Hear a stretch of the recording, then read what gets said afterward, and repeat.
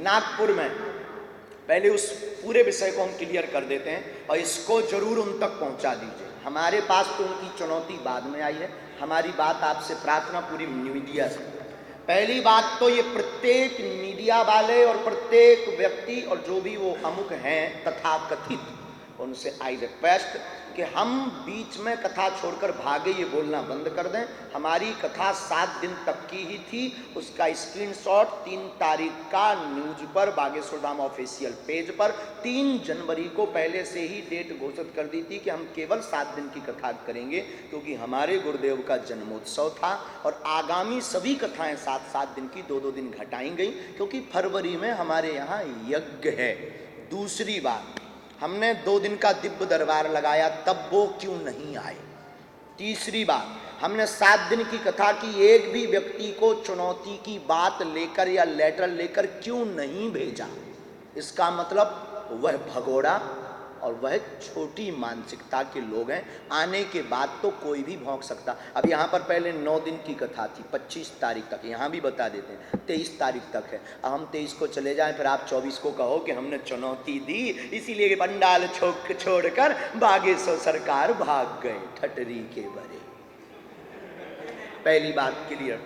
दूसरी बात, हम दंगा या हमारी भाषा बहुत सीमित और सुरक्षित है, पर हम शस्त्र शास्त्र दोनों जानते हैं, क्योंकि हम सनातनी हैं और हमारे सनातन में शस्त्र शास्त्र दोनों की मर्यादा ठीक से आती है और हमें बालाजी ने चुना ही इसीलिए।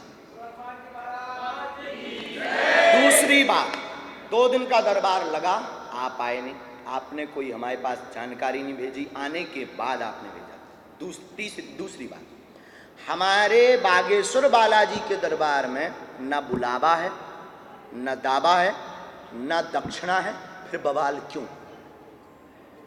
फिर बवाल क्यों? हम बुलाते नहीं कि आप आओ। किसी को भी प्रेशर या कुछ बैनर लगाना या सनातन का प्रचार करना अनुच्छेद 25 के अंतर्गत धार्मिक मौलिक अधिकार है प्रत्येक व्यक्ति का। तो हम अनुच्छेद 25 के अंतर्गत अपने इष्ट का प्रचार कर रहे हैं, और अगर आप आ रहे हैं तो ये आपकी स्वेच्छा, आप मत आइए। तो ना तो बुलावा है, दूसरा हमारा कोई दावा नहीं है कि हम आपकी समस्या मिटा देंगे, लेकिन हमें अपने इष्ट पर भरोसा है, हमारे इष्ट हनुमान जी मिटा देंगे। क्या ये गलत है?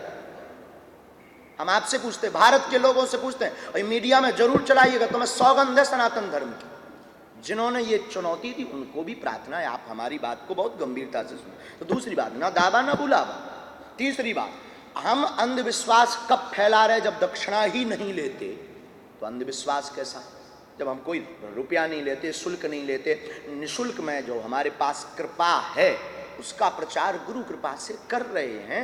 हमें हनुमान जी ने चुना है। हम ये तो कहते नहीं कि हम चमत्कारी आदमी हैं, ये भी नहीं कहते कि हम ईश्वर हैं, हम ये भी नहीं कहते कि हम कोई समस्या दूर कर सकते हैं, पर हम ये कहते हैं कि हमारा इष्ट दूर कर सकता है। जैसे माता पिता अपने पुत्र की तबीयत खराब होने पर प्रार्थना करता है, तो हम गुरु के नाते पूरे विश्व की प्रार्थना करते हैं। तो गुरु का ये धर्म है। तो ना बुलावा ना दावा, ना हम दक्षिणा लेते, तो अंधविश्वास तो हम फैला नहीं रहे। 2 क्लियर हो गए। तीसरा कॉन्सेप्ट क्या? हनुमान जी को मानना, हनुमान जी की बात को फैलाना, हनुमान चालीसा का उपाय बताना भारत देश में अंधश्रद्धा है? बोलिए बोलिए बोलिए, नहीं है। तो फिर आप हमारे ऊपर जो आपने कहा कि हम FIR करें, किस स्तर से करेंगे, किस उद्देश्य से करेंगे?